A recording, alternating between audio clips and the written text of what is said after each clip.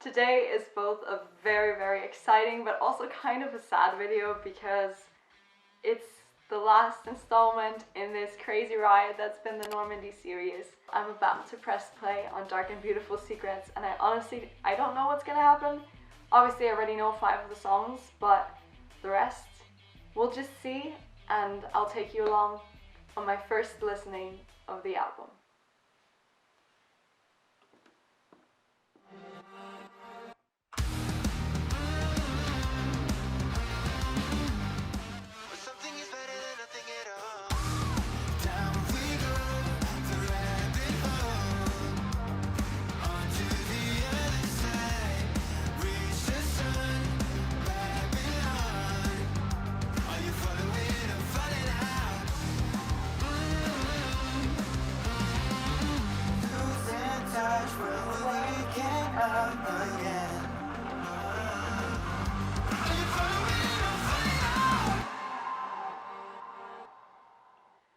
So that was obviously the opening track, Babylon, which is the second to last single they released. And I'm just going to briefly hand over to Janine from the future to walk you through a few things. So with these kind of analysis sections for this review, there is no way I'm going to cover each and every song in the amount of detail I've done for all the singles so far, because otherwise we would just be here for hours, and I don't want to do that to you. Listen to me ramble for that long. But if you are interested in a bit more detailed analysis, I'll link the one for Babylon up there so you can have a look at that. I dig into the lyrics as well as the music video. So in Babylon there's definitely a sense of trying to find your place with the whole following or falling out. So are you going to fit in? Are you not going to fit in? And that kind of frantic search is definitely reflected in the music video. We keep on building up, building up. Enough isn't good enough, good enough. The higher the climb, the harder the fall, but something is better than nothing at all. That's very much this whole thing of wanting too much, which is reflected in the history of Babylon, because that is how Babylon failed, because they wanted to build a tower to reach the sun. A little fun fact about this one, the music video is definitely my favorite of all of them.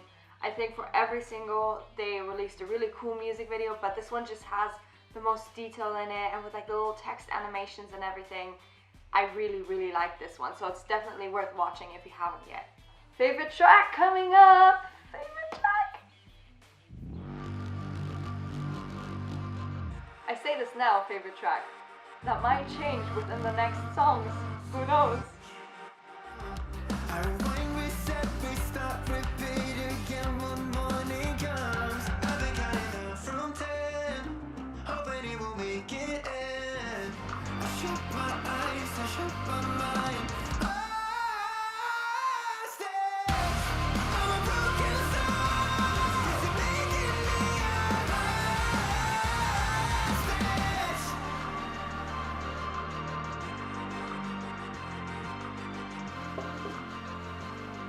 Not only is this one the most recent single they released, but it's definitely also a very, very personal one that surprisingly, not surprisingly, I don't think that's the right word, but that a lot of people connected with and started opening up and sharing their stories. I mean, I've had conversations with people that were dealing with anxiety or panic attacks to whatever degree, way, shape, or form, because there's many different ways you can experience this, and I think that's really important with these kind of issues, that you're aware of that your experience might not be another person's experience. And I think my favorite part of the lyrics is this whole idea with, I'm a broken soul because I've lost control, because you're making me your hostage, because that just for me summarizes the whole issue that is raised within this song. And also 2 little side notes on this one is actually, it has the golden single cover, so it almost seems very fitting that this one took off like crazy, because color gold, it's the #1 track so far. And actually, I remember when Normandie, way back, there was this little inner circle event where they announced the album, and they went through a couple of the tracks, and we got a chance to ask them a few questions. I asked, which one do you think of all the songs off the album will be like the fan favorite? And then it was Hogana who actually said that it depends on what kind of Normandie tracks you would normally like. And he asked me for like my favorite ones at the moment, and I told him, and then he was like, I think Hostage will be your favorite track. So I've literally, since I knew about this album and like what kind of songs were on there, I've been waiting for this song if you've seen my other Normandie videos, you know that I was like, oh, this is my favorite, this is my favorite, this is my favorite, and I felt like a broken record and no one would believe me, but Hostage of the singles so far is my favorite. So well done with the prediction. I think you're psychic. The first track, the first single they released, a single that reminds me of live shows. This one's a special one, and it will always be a special one.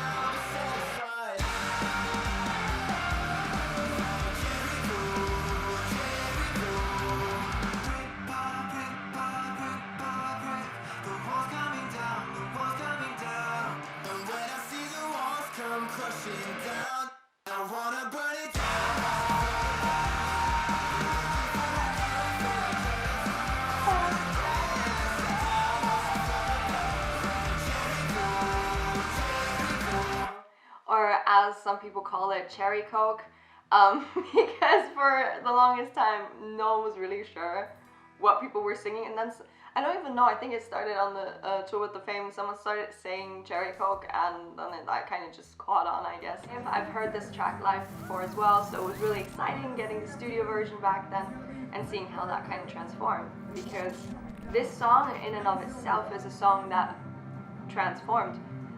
It used to be a breakup song, but Philip said as he was like writing it, or as they were like kind of bringing it to life more and more, he started realizing this is actually about way more, and this is about him. This is very much about breaking with your past, breaking walls you've built up. I'm just gonna open up about my story and tell people what happened, who I am, share all these dark and beautiful secrets. And here in this context, of course, then the title, Jericho, makes a lot of sense, because Jericho was considered an invincible city. Why? Because it had these high, high walls that no one could break down, no one could surpass. You have the whole brick by brick by brick by brick, the walls coming down. So Jericho's walls are being broken down to make room for a new era. So there's definitely a sense of destruction in there. Also within some of the lyrics, like burning bridges like they're cigarettes, which is probably one of my favorite ones in the entire song. And then when the walls come crashing down, I'll be satisfied. So satisfied within the destruction of this. Now, my favorite 2020 track. This song.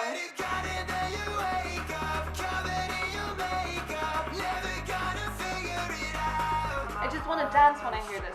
So bad. This is like really ignited a spark again. It's just crazy. It's a fucking rock song. I heard you talking to yourself at night. I will pray for you. I will pray for you. We speak in tongues, worship the sun till kingdom come, like someone's listening. This ain't a wretched night. Drunk on holy water. I will pray for you. Oh my god, Holy Water. It swept over me. Like, I love Jericho, but when Holy Water came out, I was like, oh wow, because the sound was just so very different, and then the whole music video with the choreography, I adore that choreography. It really gave me that like dance bug back, and it inspired me in a way, you could say. So I really adore the song, and it'll always have a special place in my heart. Like a sheep to the shepherd, we devote the only life that we have to somebody else's idea. That's the sentence that the little behind the scenes for Holy Water starts out with. And it's basically Philip raising the conversation about herd mentality, as in you kind of running after someone else's ideas, someone else's ideals that are not necessarily you, and you praying to something that can either be a god, some sort of like deity, or just something you give a divine role to. But then when that all kind of falls away, fades away, and you're just left just you and your thoughts, you in the silent moments, that's where you realize a lot of this is empty. So the whole idea of empty prayers. And now we venture into unheard songs territory. And I'm somewhere between extremely excited and extremely terrified, because I don't know what's gonna happen. I feel like I'm gonna love this one as well, but it's called Mission Control. So yeah, this one, like I said, I haven't heard. So let's see. Oh my god. Mission Control, here we come.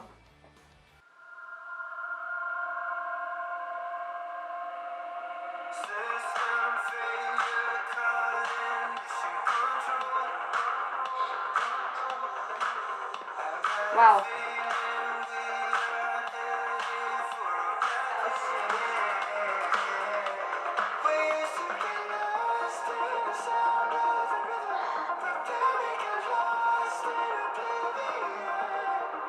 It feels like you're floating in space. That's how the song feels like.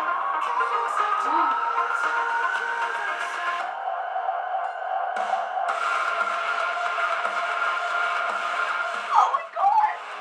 This reminds me of like the 80s version of Tron, but like in the best way possible. Jesus.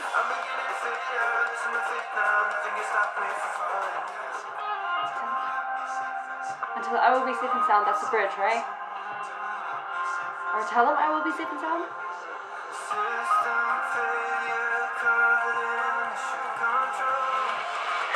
This is... It feels like you're stuck like in an arcade game, battling your way out of it. I'm seeing so many pictures in my mind right now. This is epic. This is an epic mind ride right now.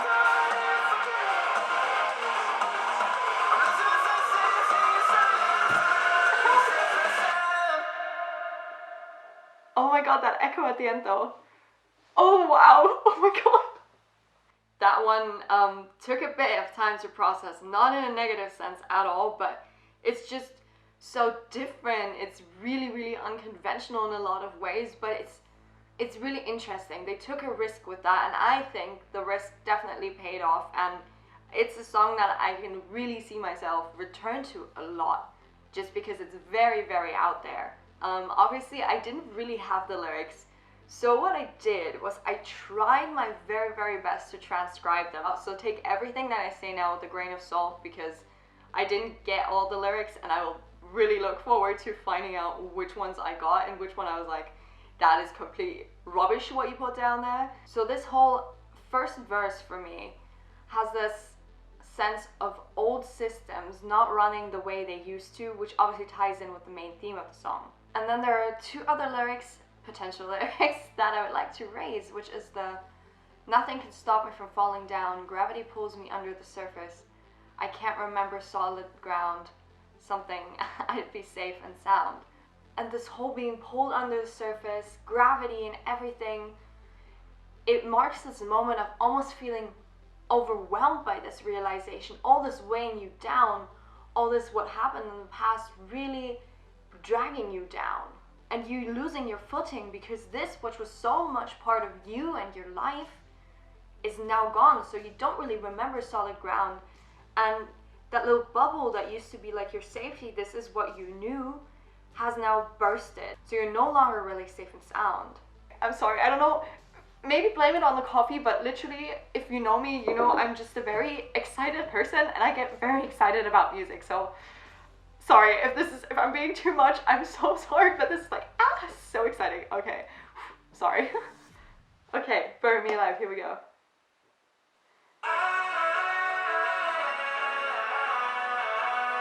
Okay. Taking things down a notch again. Not mad about that.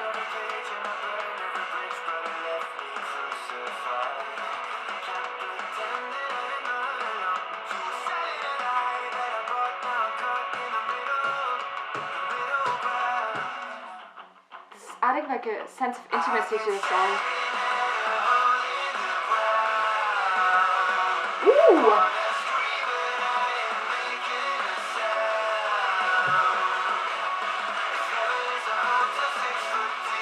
That whisper part though. Bury me alive. Again, catchy. This is the first time I'm hearing the song and I'm already singing along. Normandie, what are you doing? The dynamics. I'm living. This is incredible. Bury me alive.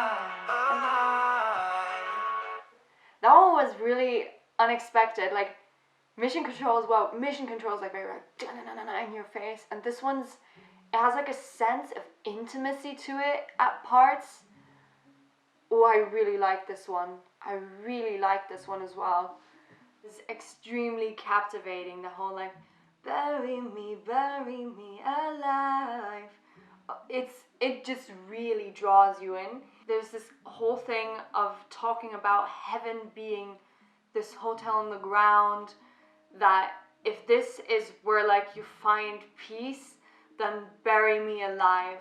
Playing with the idea of death, or being open to that idea, just in order to find that inner peace which you're lacking so much. Then there's this whole lyric with questioning everything I've ever known, which marks this turning point where you're like, is this what I've been doing?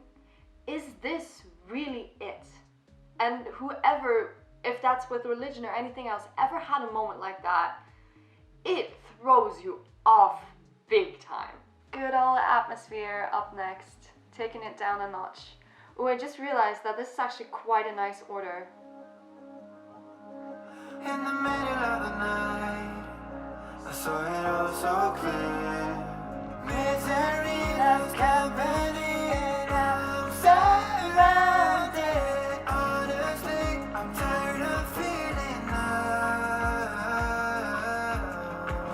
Let my mind escape in your atmosphere. Give me you in the middle of the night. I saw it all so clear. I was so alone in your atmosphere. Atmosphere is just, see, Atmosphere is the kind of song I would put on in the evening to just, you know, calm me down a little bit, or it's like a song where you can let your mind wander to, absolutely. And I mean, I've talked about the meaning quite a bit, but still, for a couple words, let's hear what Future Me has to say about this one. And Atmosphere obviously is a song that talks about the relationship with the internet, losing yourself in it, also looking for your identity, looking for a sense of community in the internet. And this almost toxic codependency that you can get with that, with your phone and whatnot, that you can get sucked into this world and in a way lose touch with the actual world, like 3D, physical, actual human contact. It definitely offers you an escape, but that escape does not necessarily fill the actual void you're trying to fill. Thrown in the gutter, so ooh, it sounds kind of, this one for me, from the title, rings like a heavy song connotation. So let's see if this is a heavy song. Just imagine this one being like a really soft one like Atmosphere. I mean, I wouldn't be mad, but it's not how it sounds like from the title. But let's see. Okay, cool. Let's do this.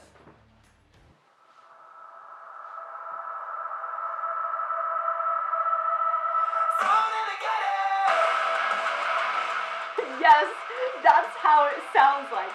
Yes, yes. Some angry guitars. Love it, love it. 14 years gone in a second, 'cause I broke out of meeting.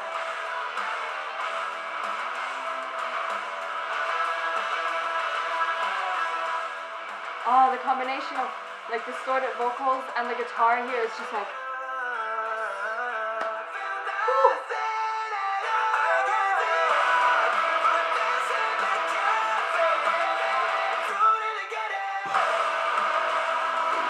that drop. Yes, yes, yes, yes, yes.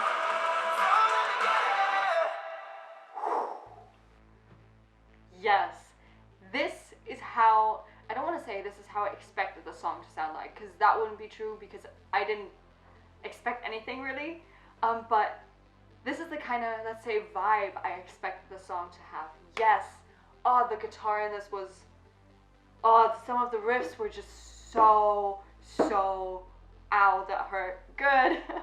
It's a really pissed off song, and I think it's great. This is definitely a track for like the fans of heavier Normandie. And I love that they've really thrown so many like different vibes, so many different of their musical sides into this album, and Thrown in the Gutter is just very much like, the riffs in there are also like, oh, they're so like, you know, I can't even describe them, but if you listen to the song, you'll know exactly what I mean. And Thrown in the Gutter seems to be very much about the idea of being left isolated, broken, bruised by someone or something else. There's also a sense of betrayal for me, because this whole idea of thrown in the gutter means that someone else threw you there. So someone else's actions have gotten you to that point, not necessarily yourself. What I think is really interesting about Thrown in the Gutter is that it starts out with just words, basically. So no full-on like lyrics. It's just, so it goes with thrown in the gutter, and then it goes into sinking, heart is beating, feels like I'm drowning, breathless, breathing. So just really short little words that are given to us.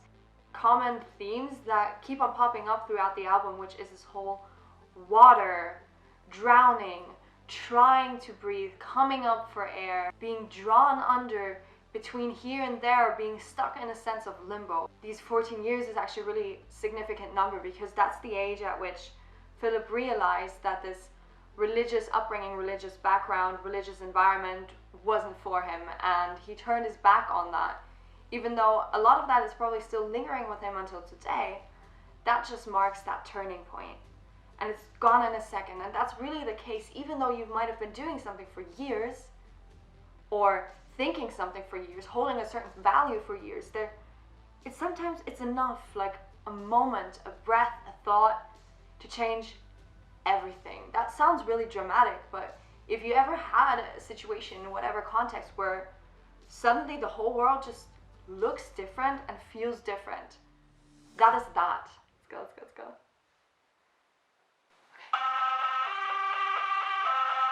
Whoa, this is...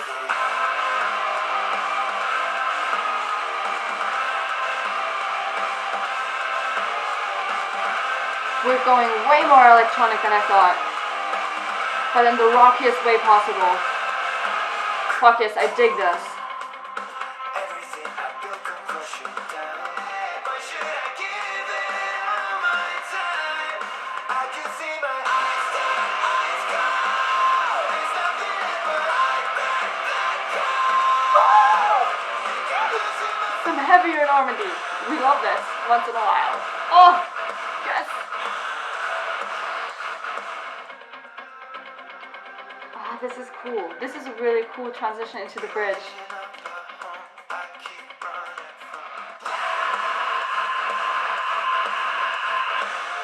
Oh, he just knows how to scream, doesn't he? Shoot.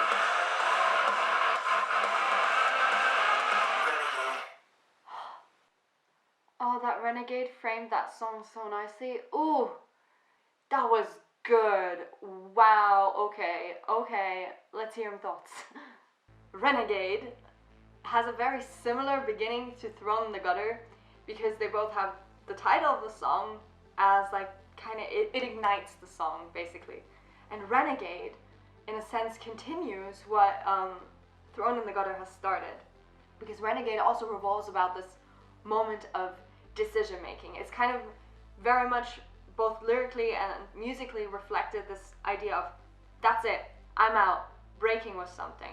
A renegade is a person who deserts and betrays an organization, country, or set of principles.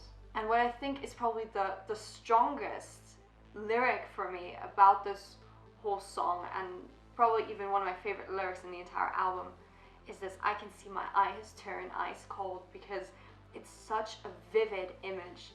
It's almost as if like this light of belief in whatever belief that is, whatever mindset that is slowly starting to fade from your eyes, and what used to be like love, devotion, used to fill you up.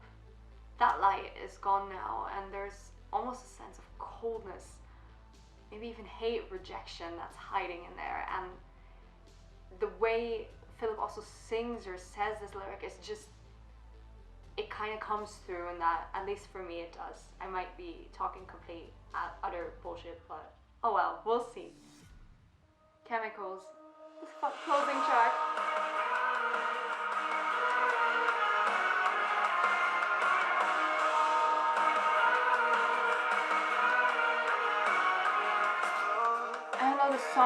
like it's spinning around you. It's really weird. It has so many dimensions.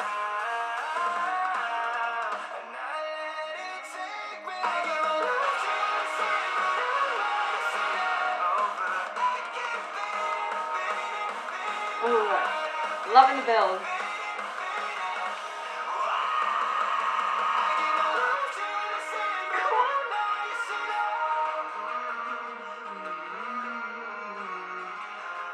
Once again, the song feels really intuitive. You can easily get lost within the melody.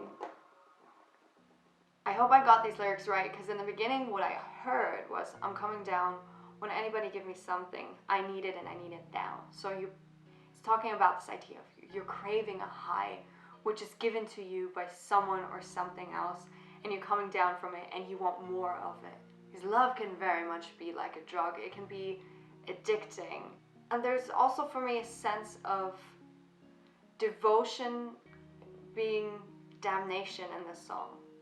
Not only in a religious sense, but like I said, also in the sense of just being in a relationship with another person. I feel like it can be multiple things here. And also interesting idea is that the lucid dream is real, like clear as a lucid dream, because lucid dreams can feel really real, but they clearly are not. So it's almost a sense of falling for that illusion while you're on the high, or like while you are high. And this love, like chemicals, not being good for you, because it always keeps you between ultimate high and extreme downfall. We've reached the end of Normandie's third album, and this first listen was a wild ride. This is gonna have to hello voice. This is gonna have to sit with me for a few days in order for me to process it, but it's everything I expected it to be, in the sense of there is no song on here where I'd be like, yeah, scrap this because filler song. No song on here that I don't feel like has its purpose, has its meaning, tells its story. There's definitely a style. I feel like Normandie are finding their style more and more. There's so many elements in each of these songs where like these are signature Normandie. Like if I hear a song that has these, I'll be like, ooh, that's Normandie. But still, every song is so different, and that's so difficult to do, and they've really done it, and wow. So I'm signing off with this album review from my little Normandie series, and it was an incredible journey, and I want to thank everyone that came along as in has been watching these videos, has joined the discussion about the songs, about Normandie. I want to thank Normandie, of course, for being like ultra supportive and putting out some absolutely amazing music that you can like listen to, that you can dig into. They're really inviting us all into their world, and it's absolutely beautiful. So thank you everybody, and I will hope to see you in another video then. Alright, take care, bye.